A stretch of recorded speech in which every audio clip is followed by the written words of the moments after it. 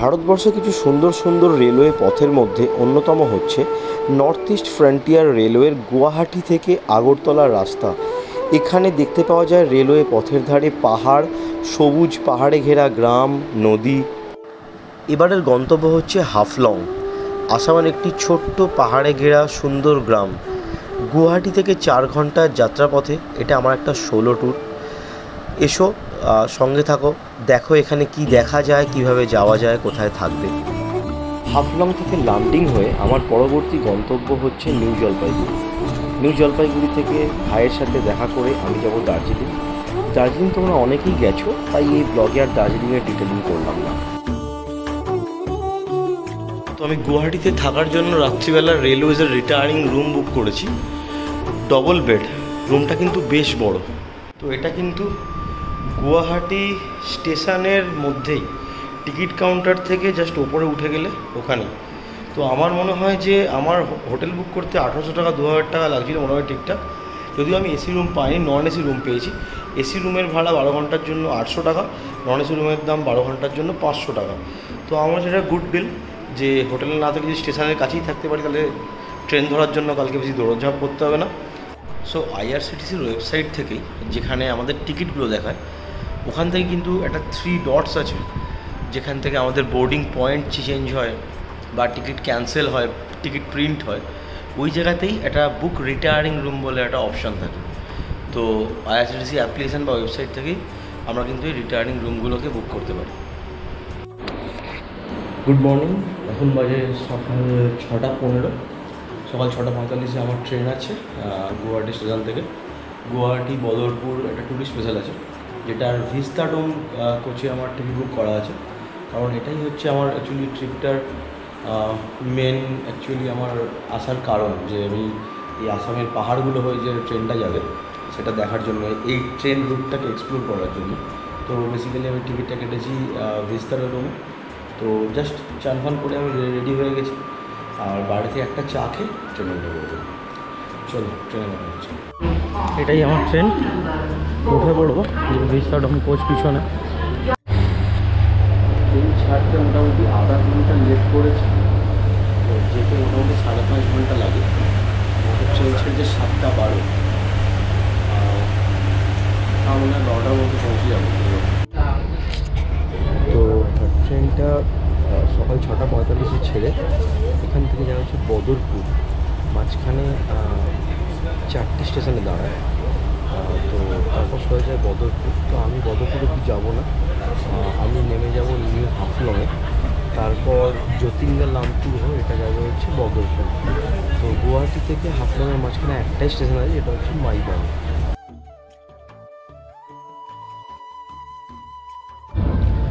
ব্রহ্মপুত্রের খুব কাছাকাছি দিয়ে চলছে আমাদের ট্রেন।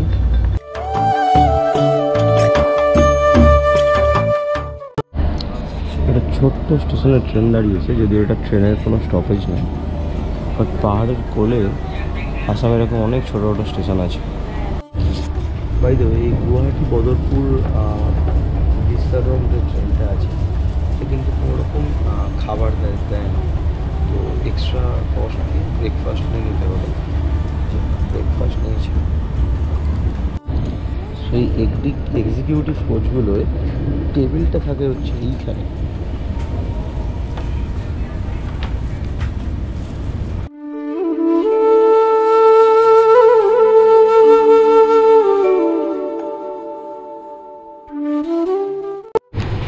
এই যে ভিস্তাডোমের পিছনটা যে খোলা আছে না, এটা কিন্তু ভিস্তাডোমের বেস্ট পার্ট।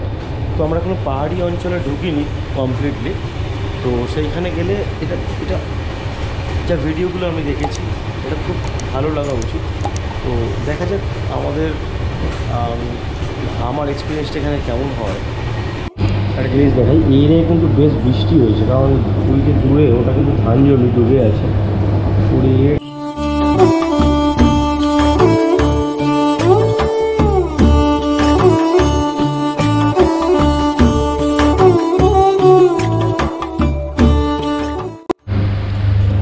9:45 হয়ে গেছে। এই স্টেশনটার নাম হচ্ছে মন্দারদিসা, যেটা তো আমাদের ট্রেনের শিডিউল স্টপ নয় যদিও। বাট এইটা অন্য স্টেশনগুলোর থেকে একটু বড়ো স্টেশন।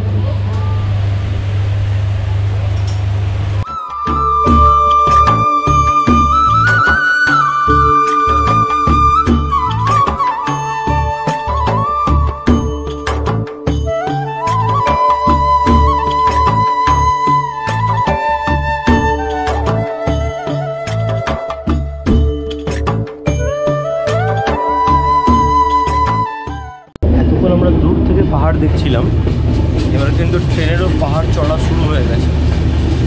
আর 40 মিনিটে আগে হচ্ছে মাইবং, এখন বাজে 10টা 15। তো দুদিকেই ট্রেন এরকমভাবে এঁকে বেঁকে পাহাড়ে উঠছে আস্তে আস্তে উঁচু জায়গা। তো মাইবংটা কিন্তু একটা প্রপার পাহাড়ি এলাকা, ঝিরঝির বৃষ্টিও পড়ছে।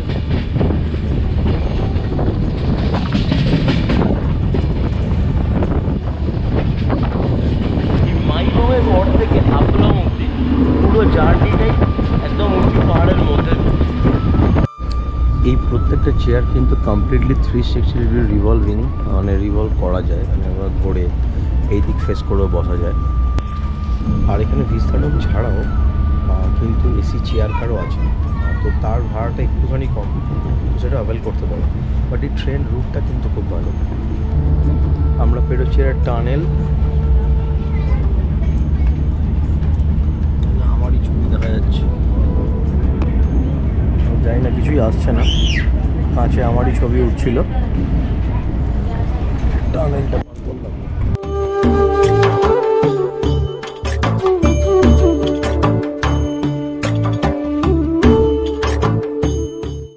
এখানে কিন্তু একদিকে নদী একদিকে পাহাড়, আর পুরোনো ভাঙা যে রেল লাইনটা 2 বছর আগে বর্ষায় ভেঙে গেছিলো সেটাও আছে এখানে দেখা যাচ্ছে। আমাদের প্রথম স্টেশন মাইবং, মাইবং ট্রেন।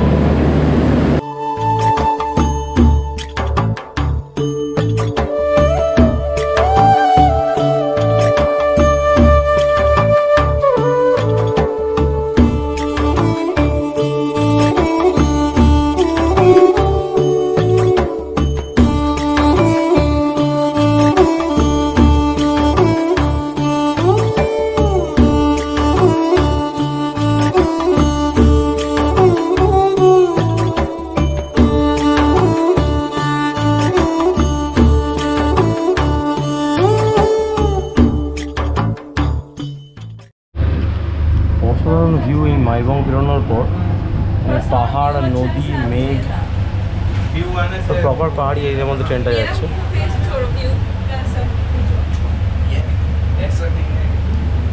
উঁচুতে উঠছে, ট্রেনের স্পিডও একটু কম হয়ে গেছে ওই জন্য।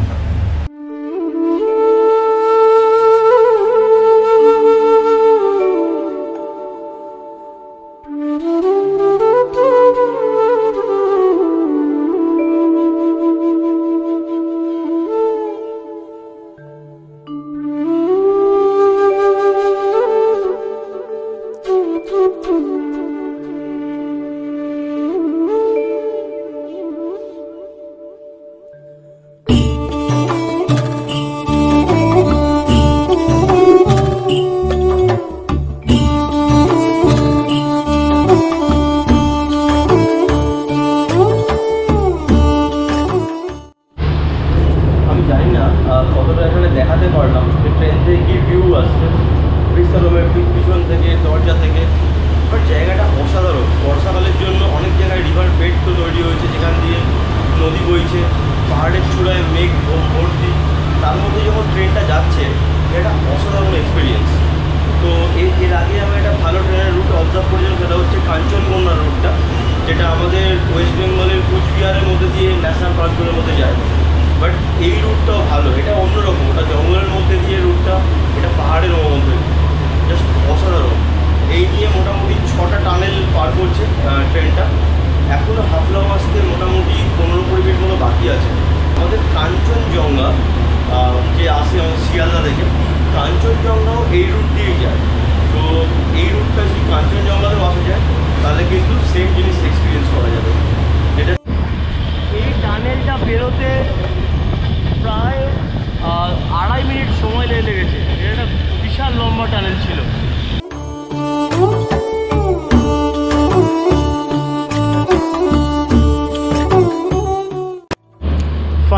নেমে পড়েছি নিউ হাফলং। এই যে আমাদের ট্রেন দাঁড়িয়েছে, আর এই যে চারিদিকে স্টেশনের পাহাড়ে ঘেরা একটা অদ্ভুত সুন্দর স্টেশন, পাহাড়ের মধ্যিখানে। দেখা যাক, এখানটায় এক্সপ্লোর করবো আজকে। হাফলং ঢুকলাম 12টা 10। তো হোমস্টে থেকে একটা অটো বলা ছিল, বটু আমাকে নিয়ে যাচ্ছে। আমি আগে হাফলংটা ঘুরবো, তারপর সন্ধ্যাবেলা হোটেলে যাবো। হাফলং স্টেশনটা, শহরটা কিন্তু বেশ সুন্দর, কিন্তু এখানে বৃষ্টির সময় অনেক ধস নামে। রাস্তাঘাটের অবস্থাও দেখলাম সব ভেঙে পড়ে আছে অনেক জায়গাতে।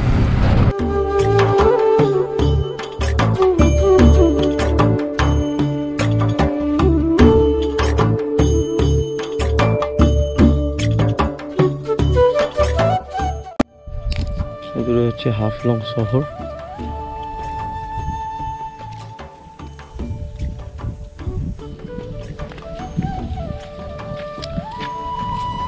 হাফলংটা হচ্ছে ডিমা হাসাও ডিস্ট্রিক্টের পার্ট। তো এখানে একটা এখন যেমন ট্রেন্ডিং তেমন একটা বোর্ডও করা আছে, আই লাভ ডিমা হাসাও বলে। এখানে বেশ সুন্দর জায়গা। তো আমি জানি না বেসিক্যালি কোনো প্ল্যান করে আসেননি কী কী ঘুরবো এখানে। অটোর দাদা বটু, ও যেমন যেমন ঘোরাবে তেমন ঘুরে নেবো।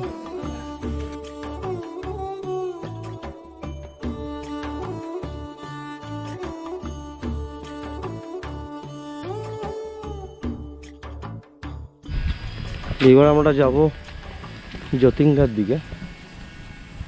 তো হাফলং, জ্যোতিঙ্গা এগুলো ব্রিটিশ আমলের শহর। তখনকার দিনে মিটার গেজ লাইনের ট্রেন ছিল। সো সেই লাইনটা পরিত্যক্ত, নতুন লাইন হয়েছে। তো এইসব বিল্ডিংগুলো অনেক পুরনো দেখতে পাচ্ছ। আমরা ঢুকে গেছি জ্যোতিঙ্গা গ্রামে। পাহাড়ের মাথায় মাথায় মেঘ হয়ে আছে। এটাই বর্ষাকালের বিউটি। বর্ষাকালে ওয়াটারফলসগুলো অ্যাক্টিভ থাকে, শীতকালে হয়তো ওয়েদারটা একটু ভালো থাকে, বাট এই গ্রিনারিসটা পাওয়া যাবে না। হ্যাঁ, এই পয়েন্টটা। আচ্ছা, এখানে আপনার লাইট লাগায় রাখে এরা। হ্যাঁ, আচ্ছা, এইখানে পাখিগুলো আছে। মানে পুরো জাটিঙ্গা শহরটা আর কি। হ্যাঁ, মगर এখানে একটা ভিউ পয়েন্ট বানায় রাখছে। উঠতে পারবে এখানে? হ্যাঁ, ফটো আছে পাখিগুলো। এখানে পাখি না, এগুলো সব বাইরের দেশ থেকে এগুলো। আচ্ছা, এটা হচ্ছে জ্যোতিঙ্গার বার্ড ওয়াচ টাওয়ার, যেখানে ওরা সন্ধ্যাবেলা আলো জ্বালিয়ে রাখে, পাখিরা এসে এখানে পড়ে।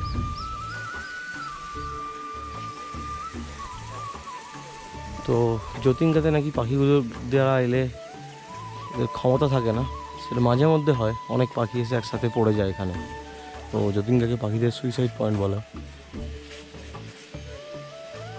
পাহাড় থেকে একটু নেমে জ্যোতিঙ্গা। যে সমস্ত পাখিগুলো এখানে এসে পড়ে ক্ষমতা হারিয়ে, তাদের কিছু ছবি এই বার্ড ওয়াচ টাওয়ারটায় আছে।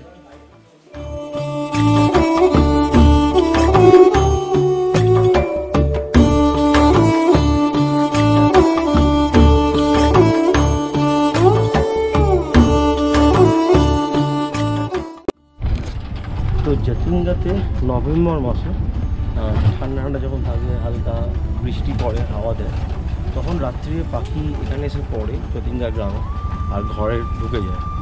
এবার সেই জন্য যেমন আকাশ থেকে যখন পাখিগুলো এসে পড়ে, সেটা মানে অ্যাজ ইট ইজ পাখিগুলো সুইসাইড করছে। ওই জন্য জ্যোতিঙ্গাকে বলা হয় বার্ড সুইসাইড পয়েন্ট। এটা বেশ ইন্টারেস্টিং ব্যাপার। এটা হাফলং কিন্তু ভালো আনারস পাওয়া যায়।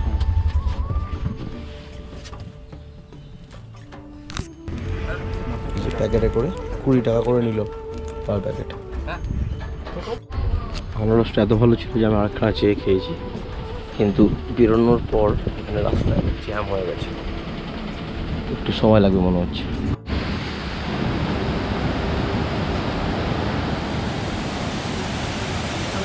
এই ঝর্ণাটা কী নাম? এটা রেকজলের ওয়াটারফল। ঠিক আছে, রেকজল রেকজল ওয়াটারফলস। ওটা সুন্দর ব্রিজ করে করা আছে। এই বর্ষাকাল বলে এখন এই জলগুলো পাচ্ছি, শীতকালে হলো পুরো শুকনো পাবো।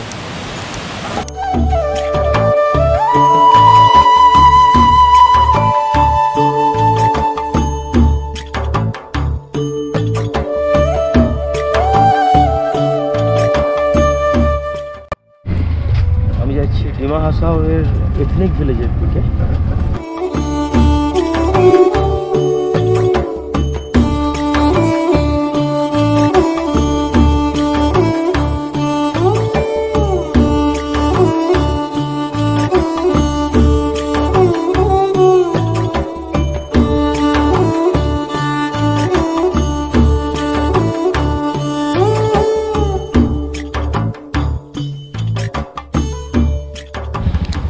ফেরার সময় আবার রাস্তায় জ্যাম পেয়েছি, এইটুকু বাদ দিয়ে বাকিটা পুরোটাই বেশ ভালো। ঠিক রাস্তার অবস্থা খুব খারাপ। পুরোনো রেল লাইনটা উল্টো দিকের পাহাড়ের গা দিয়ে আছে, তো ওইখানে এখন গাড়ি চলছে না। রাস্তাটা খারাপ, 200 মিটার মতো হেঁটে যেতে হবে, কাদা ভর্তি রাস্তা।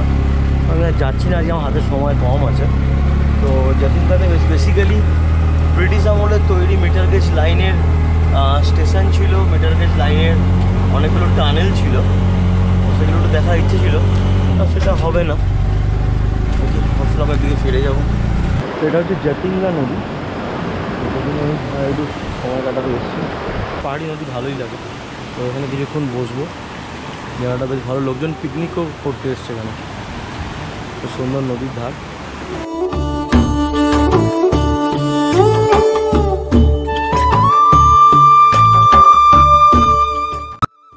একটা ভিউ পয়েন্টে এসেছি, কিন্তু হাফলং স্টেশনটা দেখা যাচ্ছে। আমি জাস্ট দেখাই হাফলং স্টেশনটা কোন জায়গায়।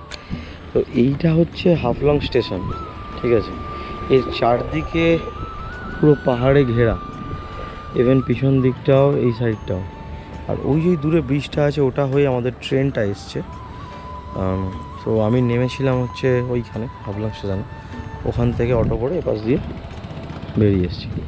তো এরকম একটা সুন্দর জায়গায় একটা স্টেশন, পাশেই দেখা যাচ্ছে একটা নদী। তো বিউটিফুল স্টেশন এটা। তো স্টেশনটা আমাদের কাছে একটা ট্যুরিস্ট স্পটের মতো। তো রেল লাইনটা এখান দিয়ে বেরিয়ে গেছে ওইদিকে।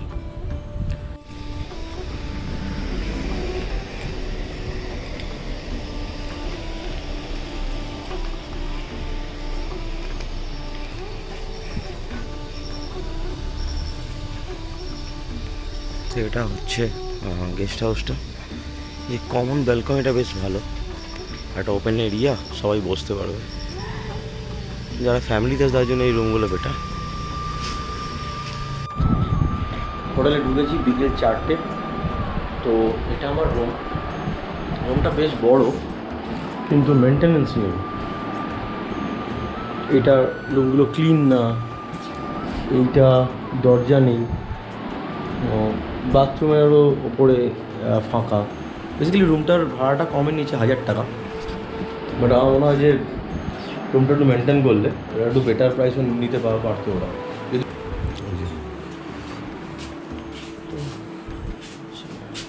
সেখানে চেয়ার আছে, কিন্তু নোংরা হয়ে আছে। অনেক জলের সমস্যা আছে হোটেলে, কিন্তু যেহেতু আমি একাই আছি, তাই সন্ধ্যেবেলা আমার একারই পার্টি। একদম সব রেডি, এই দিয়ে সময় কাটাতে হবে সন্ধ্যেবেলা। সবে 7টা বাজে। চলো, চিয়ার্স। Good morning. এখানে বাথরুমে জল আসছে না এখনো পর্যন্ত, তাই হোক চান আজকে করবো না। 6:45 বাজে। জন্য হাঁটতে বেরিয়ে শহরটাকে দেখে আসি গিয়ে। যাই হোক, এখানকার কিন্তু ছেলেগুলো খুব প্রম্পট, মানে সার্ভিস জিনিসপত্র দিয়ে। এই হোটেলটা নজরিং গেস্ট হাউস। আমার আজকে বিশেষ কোনো প্ল্যান নেই, যেটুকু হেঁটে দেখা যায় দেখবো। একটা লেক আছে সামনে, আর তারপর আমাকে ওই 10:30 পৌনে 11টা নাগাদ বেরিয়ে যেতে হবে, কারণ হাফলং থেকে আমি যাবো হচ্ছে লামডিং। তো লামডিং এখান থেকে প্রায় 200 কিলোমিটারের মতো, ঠিক আছে। যেতে প্রায় 5 ঘন্টা মতো ট্রেনে লাগে, গাড়িতে 4 ঘন্টা মতো লাগে। 200 কিলোমিটার কি একটু কম হতে পারে, যাই হোক। তো আমার লামডিং থেকে ট্রেন হচ্ছে বিকেলবেলা 5:15-তে, যেটা কালকে ভোরবেলা আমি নিউ জলপাইগুড়িতে নামবো। তো লামডিং অনেকটাই দূরে, কারণ হাফলং থেকে ডিরেক্টলি নিউ জলপাইগুড়ির ট্রেন নেই, থাকলে আমার একটু সুবিধা হতো। তো একটু হেঁটে ঘুরে আসি, তারপর বেরিয়ে যাবো এখান থেকে। ট্রেনও আছে 11টা নাগাদ, তো ট্রেন বা সুমো, শেয়ার সুমো কিছু একটা করে লামডিং যাব। বেরিয়ে পড়লাম হাঁটতে হাঁটতে। এখান থেকে প্রায় 2 কিলোমিটার হাফলংয়ের লেক দেখবো, দেখে লামডিংয়ের শেয়ার গাড়ি ধরবো, ধরে লামডিংয়ের দিকে বেরিয়ে যাব। লামডিংয়ে একটা retiring room, railway retiring room book করলাম, যদি প্রয়োজন হয় ওয়াশরুম যাওয়ার। ওকে,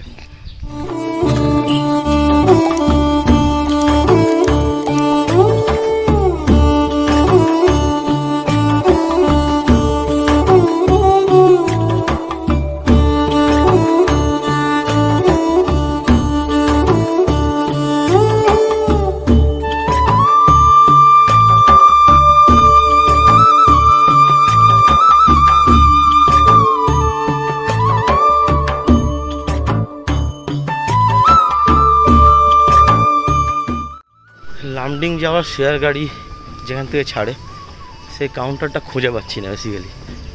তো এদিকে ওই দেখছি, লোককে জিজ্ঞেস করছি। একা আসার একটা সমস্যা হয়, কারণ গাড়ি বুক করা যায় না একার জন্য, আর একটু শেয়ার গাড়ি থেকে একটু খুঁজতে হয়।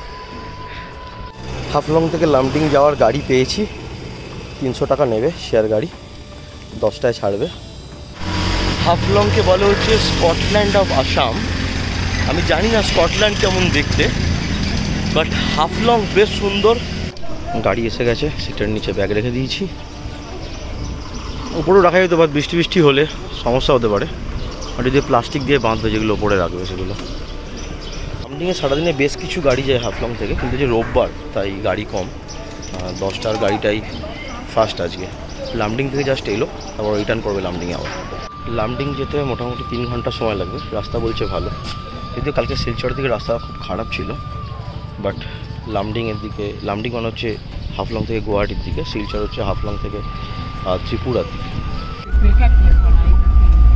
10:45 গাড়ি ছেড়েছে।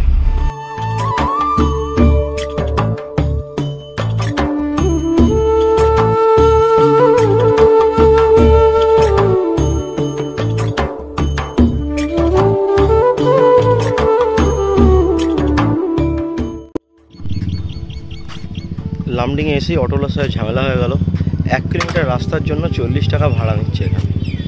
তারপর আবার অটোওয়ালাদের ইউনিয়ন আছে এখানে, তো এটা গুড এক্সপিরিয়েন্স নয়।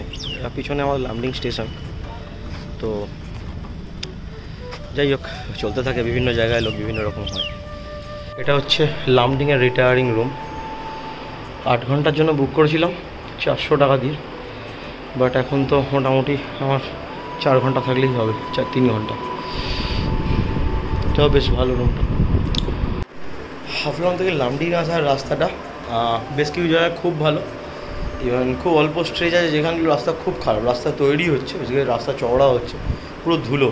চুলগুলোর অবস্থা খুব খারাপ হয়ে গেছে, একটু স্নান করলাম, এসে শ্যাম্পু ট্যাম্পু করলাম, না হলে জাস্ট গায়ে ফায়ে পুরো ধুলো পুরো ধুলো ভর্তি হয়ে গেছিলো।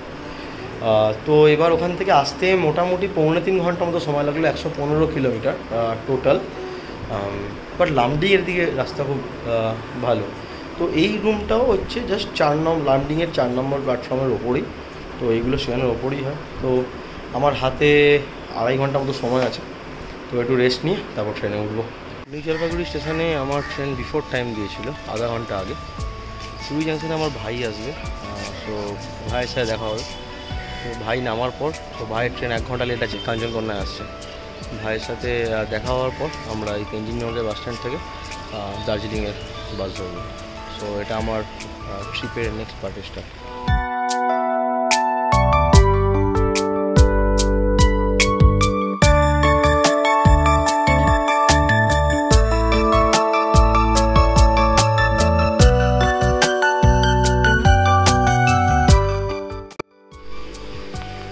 এটা আমাদের হোটেলের রুম।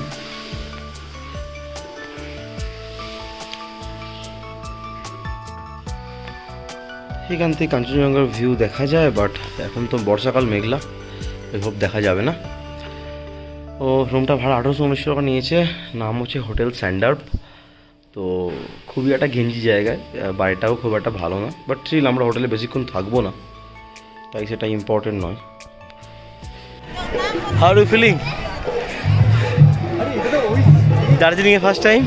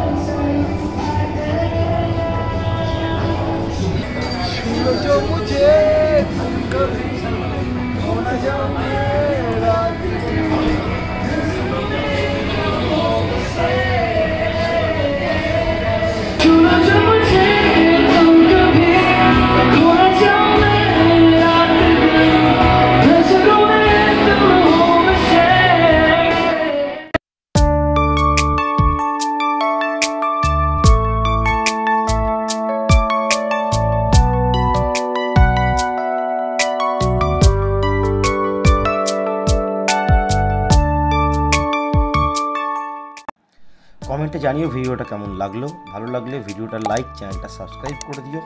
দেখা হচ্ছে পরে ভিডিও। টাটা।